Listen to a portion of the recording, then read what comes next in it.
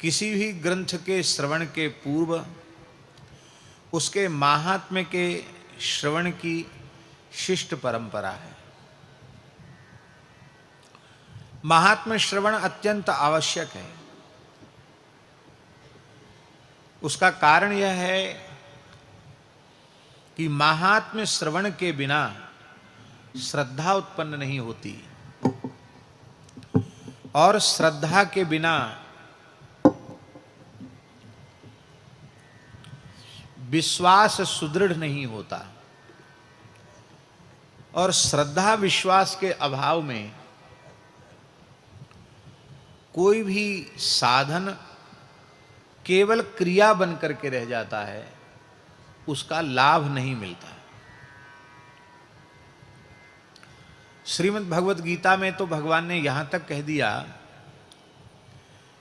कि यदि आपके जीवन में श्रद्धा नहीं है,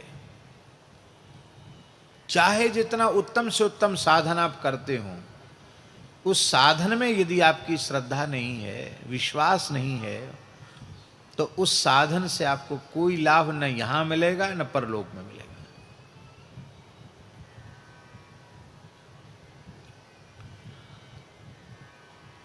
हवन की, यज्ञ की कितनी बड़ी महिमा है, पर श्रद्धा विरहितम यज्ञम, श्रद्धा से शून्य यज्ञ को तामसम पर कीर्तितम, उसको तामसी कहा गया। दान की बहुत बड़ी महिमा है।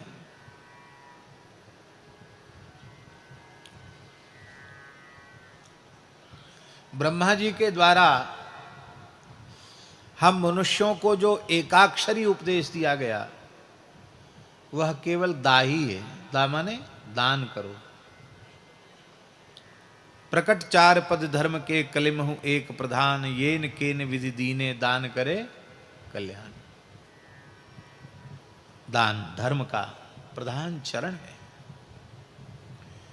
पर श्रद्धा न होवे, विश्वास न होवे तो दान का भी कोई लाभ नहीं है। तप की बड़ी भारी महिमा है, तपस्या की बड़ी भारी महिमा है, पर तपरूप साधन में आपकी श्रद्धा नहीं है, विश्वास नहीं है, केवल लोक रंजन के लिए आपने तप का आश्रय लिया हुआ है, तो उस तप से न लौकिक में कोई लाभ होगा आध्यात्मिक, और न परलोक में कोई लाभ होगा। इन तीन साधन गिनाए गीता जी में, उत्तम, दत्तम, तपस्तप्तम, तीन साधन। और इसके बाद चौथी बात कही कृतम चयत। ये तीन साधन ही मुख्य हैं, हवन, दान और तप। इसके बाद का कृतम चेत, और भी जितने भी उत्तम से उत्तम साधन हो सकते हैं, उन सब साधनों का अनुष्ठान किसी के द्वारा किया गया है, किंतु हृदय में श्रद्धा नहीं है, तो अश्रद्धया हुतम दत्तम तपस्तप्तम कृतम चयत असदित्युच्यते पार्थ न च तत्प्रेत्य नो इह। वो सब असत है, नष्ट हो जाने वाला है साधन, न उसका यहां कोई फल है न परलोक में कोई फल है। श्रद्धा बिना धर्म नहीं हुई।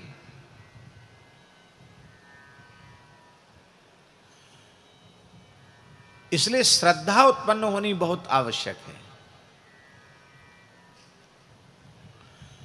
श्रद्धा कैसे उत्पन्न होगी? बिना महात्म्य श्रवण के श्रद्धा उत्पन्न होने वाली नहीं। श्रद्धा जब भी उत्पन्न होगी वो महात्म्य ज्ञान पूर्वक ही उत्पन्न होगी।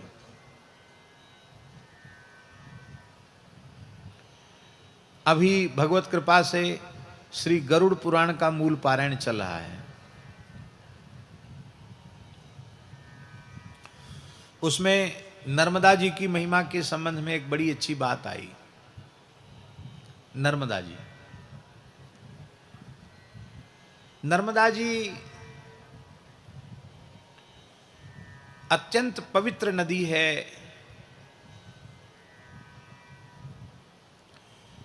साक्षात भगवान सदाशिव के श्री अंग से प्रकट है। नर्मदा सरिताम श्रेष्ठा रुद्र देहाद विनिश्रिता, भगवान शिव के देह से उत्पन्न हुई है। तारेत सर्वभूतानि स्थावराणि चराणि च, सबको तारने में समर्थ है। बड़ी महिमा है नर्मदा की। और आज पूरे भारतवर्ष में जितनी अधिक नर्मदा जी की परिक्रमा होती है उतनी अधिक परिक्रमा किसी नदी की नहीं होती। नर्मदा जी की बहुत परिक्रमा होती है।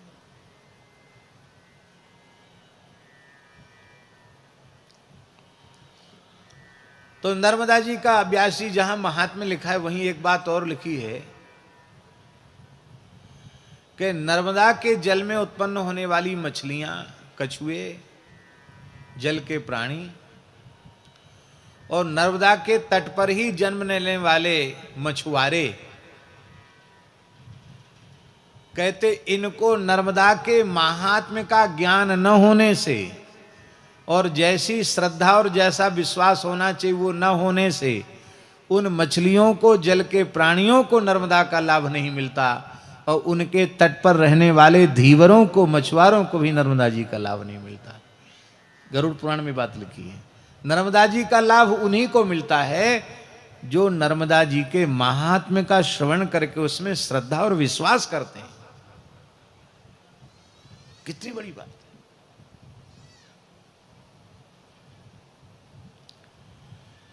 जाने बिन न होए प्रतीति, बिनु प्रतीत होए नहीं प्रीति।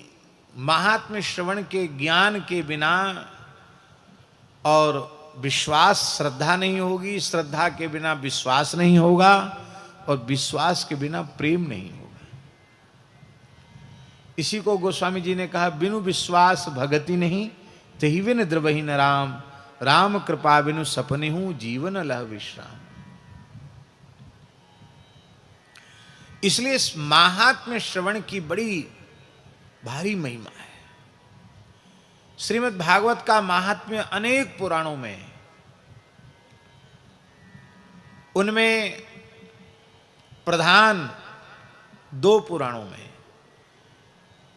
पद्म पुराण में 6 अध्यायों में श्रीमद् भागवत का महात्म्य है और स्कंद पुराण में 4 अध्यायों में श्रीमद् भागवत का महात्म्य है।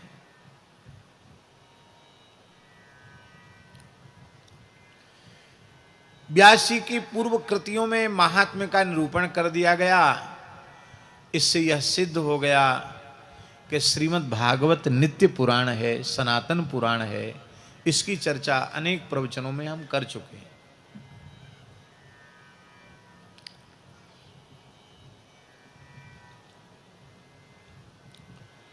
सनातन धर्म ही महात्म्य प्रधान है।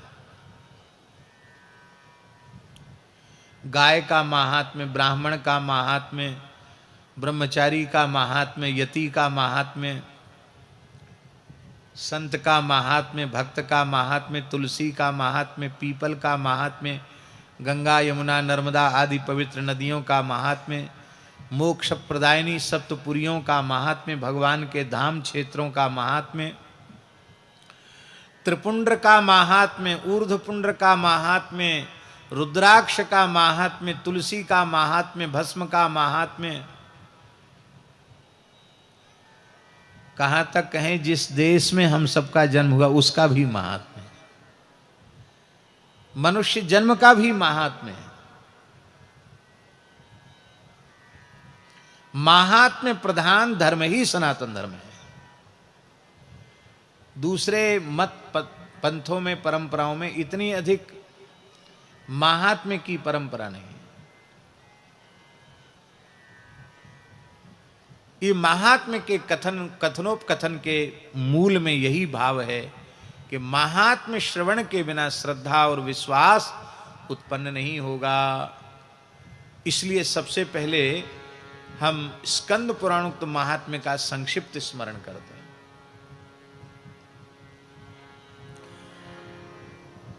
भगवान श्री कृष्ण मानवीय वर्षों से 125 वर्ष का समय लेकर इस धरती पर पधारे।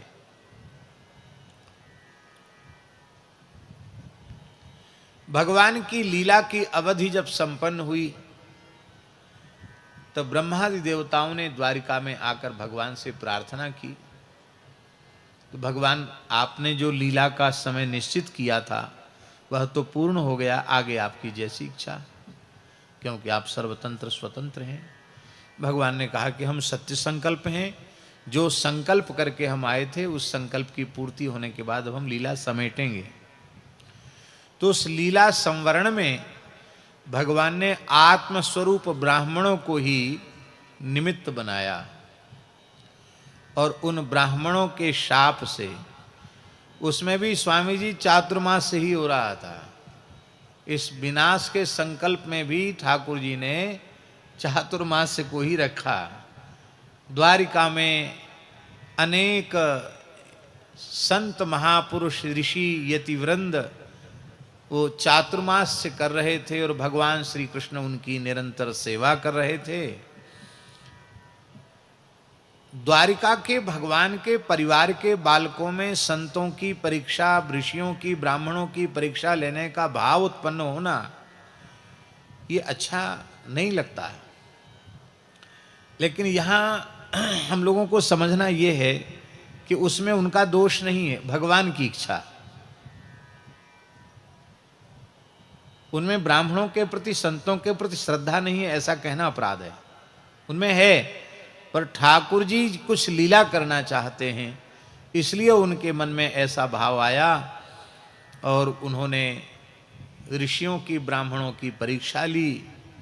सांब, जो जाम्बवती का पुत्र सांब है, उसको तो बना दिया साड़ी धोती पहन के स्त्री, पेट पर कुछ कपड़े बांध दिए और उसको आगे कर लिया, और यदुवंशी बालक पीछे पीछे चलने लगे। महात्माओं को जाके प्रणाम करें। चातुर्मास में सब ऋषियों की अलग अलग पर्णकुटी बनी थी, सब अपना अपना साधन कर रहे थे, जाके प्रणाम करें। बोले महाराज आप सब बड़े सिद्ध महात्मा हो, ये हमारी घर की स्त्री है, गर्भिणी है, इसके बेटा होगा कि बेटी, आप कुछ बताओ। वो समझ गए कि ये सब मखौल कर रहे हैं, हंसी उड़ा रहे हैं, तो वो मौन होकर मुस्कुरा देते, इशारा कर देते आगे जाओ। सबसे आखिरी में जमात सहित दुर्वासा जी विराजे थे। उनकी मंडली में भी बहुत संत थे। कितने संत थे? 10,000 संतों के सहित, शिष्यों के सहित दुर्वासा जी अपनी जमात में विराज रहे थे। कितने हजार महाराज जी? और सब ऋषियों की जमात अलग अलग थी। व्यास जी 10,000 की जमात तो अकेले दुर्वासा जी की थी। जैसे ही दुर्वासा जी के चरणों में प्रणाम किया, बोले महाराज इससे बेटा होगा कि बेटी? इतना सुनते ही वे क्रोध में तिलमिला उठे और उन्होंने कहा, रे मूर्खो, भगवान श्री कृष्ण हम ब्राह्मणों का, संतों का इतना आदर करते हैं और तुम उनका परिहास करते हो। कान खोलकर सुन लो, न बेटा होगा न बेटी, इसके पेट से होगा एक लोहे का मूसल जो यदुवंश के विनाश का कारण बनेगा। भागे सब बालक, समुद्र के किनारे आए,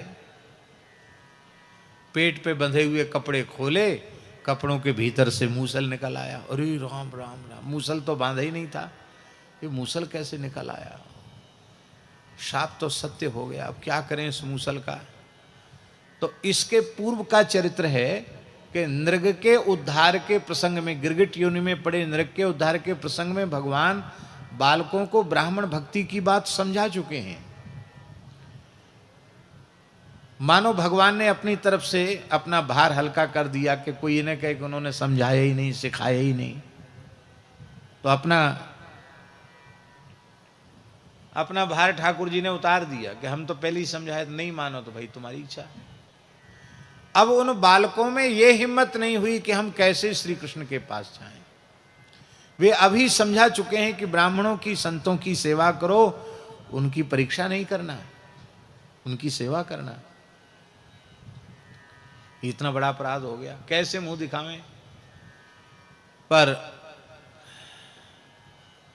उग्रसेन जी बड़े बूढ़े हैं, बड़े बूढ़ों में गुस्सा थोड़ा कम होता है, सुलझे हुए होते हैं ज़्यादा, क्योंकि लंबा जीवन का अनुभव उनके पास होता है। तो सब उग्रसेन जी के पास गए और उग्रसेन जी ने कहा जो होना था सो तो हो गया, अब ये विचार करो कि इस मूसल का क्या किया जाए। तो सर्वसम्मति से निर्णय किया गया कि इसको समुद्र की रेत में घिसो, घिस घिस के पूरा कण कण करके समुद्र में ही बहा दो। न रहेगा बांस न बजेगी बांसुरी, न होगा मूसल, न रहेगा मूसल, न होगा यदुवंशियों का विनाश। पर उन्होंने घिस घिस करके सब बहा दिया। एक छोटा सा लोहे का तिकोना भाग, मूसल का अग्र भाग, वो भी घिसते घिसते खूब पैना हो गया था, वो हाथ से छिटक कर समुद्र में चला गया और उसको एक मछली ने निगल लिया। मछली को एक जरा नाम के व्याध ने पकड़ लिया, मछुआरे ने, और उसने जब मछली का पेट चीरा तो उसमें वो लोहे का टुकड़ा दिखाई पड़ा और उसने उसको ठीक ठाक करके ठोक पीट करके अपने बाण का फलक बना लिया, तरकस में रख लिया। और वो जो लोहे का मूसल घिसकर बहाया था उसके कणों से एरका नाम की घास पैदा हो गई जो यदुवंशियों के विनाश का कारण बनी। और उस समय भगवान ने आज्ञा कर दी कि भैया यदुवंशियों अब द्वारिका छोड़ दो क्योंकि यहां विनाश होने वाला है। सब प्रभासक क्षेत्र चले गए, सब प्रभासक क्षेत्र चले गए द्वारिकावासी। और भगवान के पुत्र प्रद्युम्न, प्रद्युम्न के पुत्र अनिरुद्ध और अनिरुद्ध के पुत्र श्री वज्रनाभ, वज्रनाभ को भगवान ने आज्ञा दी कि तुम ब्रज में चले जाओ। अर्जुन वज्रनाभ जी को लेकर ब्रज की ओर चले आए। भगवान की 16,100 रानियां भी उनके साथ चली आईं। भगवान ने अपनी लीला का संवरण कर लिया और वज्रनाभ जी अर्जुन के साथ आए तो पहले हस्तिनापुर और पुनः जब पांडवों ने महाप्रस्थान किया, परीक्षित को राजगद्दी पर बिठा दिया गया तो राजर्षि परीक्षित वज्रनाभ को लेकर के आए मथुरा ब्रज में। और यहां आकर उन्होंने संपूर्ण ब्रज को निर्जन देखा। मनुष्य की क्या चले, वहां कोई प्राणी भी नहीं था, चींटी तक वहां जीवित नहीं थी, कोई नहीं था, केवल वृक्ष थे, सघन वन था, कोई प्राणी नहीं था, कोई जंतु नहीं था वहां। उन्हें बड़ा आश्चर्य हुआ कि जंगल में तो अनेक प्रकार के पशु पक्षी भी होते हैं, यहां कुछ भी नहीं है, निर्जीव पड़ा हुआ है ये पूरा सघन वन, क्या बात है। देखें, खोजते खोजते एक पर्णकुटी दिखाई पड़ी और पर्णकुटी को देखकर अनुमान हुआ कि इसमें जरूर कोई न कोई महापुरुष होंगे। उस पर्णकुटी के सामने जैसे ही पहुंचे तो महर्षि शांडिल्य का दर्शन हुआ, जो ब्रजवासियों के कुल गुरु हैं, कुल पुरोहित हैं, नंद बाबा के कुल गुरु हैं। श्री शांडिल्य महर्षि के चरणों में प्रणाम किया और प्रणाम करके प्रार्थना की कि भगवान, ब्रजवासी तो आपके यजमान हैं, वे सब कहां चले गए। तब श्री शांडिल्य जी ने कहा, ब्रजवासी जितने थे वे सब इसी आशा में जीवित थे कि श्री कृष्ण द्वारिका से ब्रज आवेंगे। लेकिन जब उन्होंने सुना कि भगवान ने लीला का संवरण कर लिया तो समस्त ब्रजवासी अपने देह का त्याग करके भगवत लीला में प्रविष्ट हो गए। हे वज्रनाभ, हे परीक्षित, भगवान की दो प्रकार की लीलाएं होती हैं, एक तो वास्तवी और एक व्यावहारिकी। वास्तवी लीला को ही नित्य विहार कहा और व्यावहारिकी लीला को, पुराण में वर्णित लीला को व्यावहारिकी लीला कहा, जो एक किसी काल विशेष में उत्पन्न होती है और काल की अवधि पूर्ण होते ही संपन्न हो जाती है। ब्रज भगवान की नित्य लीला स्थली है। नित्य लीला से भगवान अपने परिकर सहित प्रकट लीला में आते हैं और प्रकट लीला की अवधि पूर्ण होकर फिर पुनः नित्य लीला में प्रतिष्ठित हो जाते हैं। तो भगवान कहीं गए नहीं हैं, समस्त ब्रजवासियों के सहित गोप गोपियों के सहित भगवान अपनी नित्य लीला में ब्रज में ही विराज रहे हैं।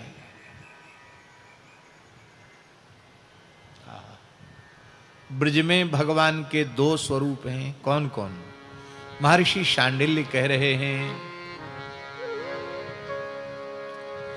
आत्मा रामो याप्त कामः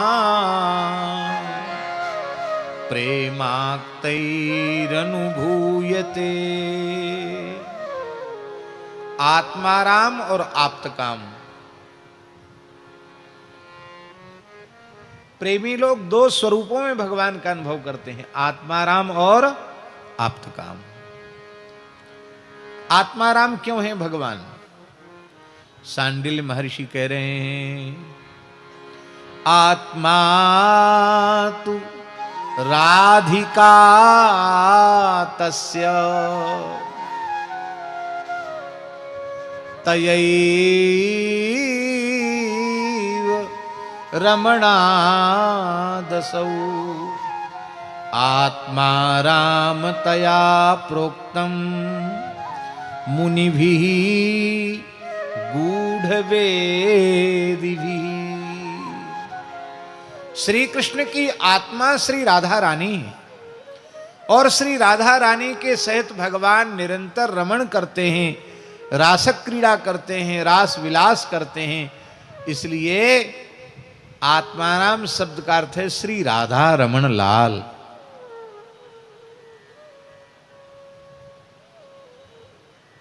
ये अनुभव कौन करता है इस रूप में आत्माराम शब्द का? बोले प्रेमाक्तैहि, जिनका चित्त प्रेम में गीला हो रखा है, सराबोर हो रखा है, वो इस रूप में अनुभव करते हैं। और आप्तकाम शब्द का अर्थ क्या है? बोले आप्तकाम शब्द का अर्थ है कामास्तु वांछिता तस्य गावो गोपास्य गोपिका नित्याः सर्वे विहाराद्याः आप्तकामस्ततस्त्वयम्। बहुत प्यारी बात। भगवान के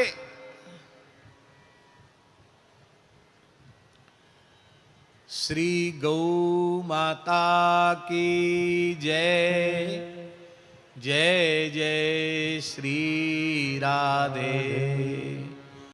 हर हर महादेव सभी भक्तों को आप सबका मेरे YouTube चैनल राधिका शरणम में स्वागत है। हमने पूज्य राजेंद्र दास जी महाराज मल्लुक पीठाधीश्वर महाराज के श्रीमुख से बहुत ही अद्भुत प्रसंग का श्रवण किया। आपको ये वीडियो अच्छा लगा हो तो प्लीज़ वीडियो को लाइक कमेंट ज़रूर करें और ऐसे ही वीडियो देखने के लिए चैनल को सब्सक्राइब करें। हर हर महादेव। धन्यवाद।